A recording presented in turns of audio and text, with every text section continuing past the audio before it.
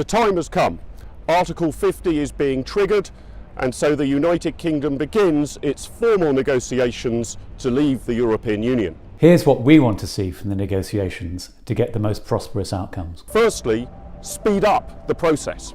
Despite all the special pleading about the negotiations needing to take much longer than the allotted 2-year period, this is excessively long and is done to suit the very slow working practices of bureaucrats and politicians. In any sensible world, we should be able to agree the principles of departure in a few months, and any crucial decisions could ideally be made within a few weeks. Second, assuming both the UK and the EU 27 will want to achieve a deal free from trade barriers, all goods and services compliant with single market regulations should have free access to the UK market for 10 years. This should be the case even if our regulatory regimes begin to diverge, and even if domestic UK regulation becomes stricter than EU regulation in certain sectors. But also on regulation, the Great Repeal Bill should include sunset clauses. After a certain period of time, EU regulations should simply cease to apply unless they are specifically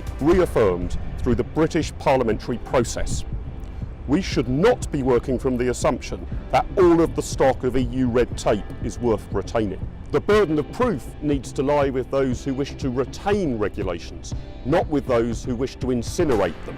Next, the UK government should prioritise making permanent leave to remain rights for all UK citizens living in the EU and vice versa. This can be coupled with agreement to no long-term guarantees on welfare rights for those relocating post-March the 29th. This is an easy win and sets a more positive tone. Lastly, pension liabilities don't need to be a part of any divorce bill, and certainly don't require any cash transfer from the UK to the European Union. Simply transfer the liabilities for UK citizens eligible for EU pensions or benefits to the UK government, and let the UK government decide how they will honour these arrangements. These are the first steps.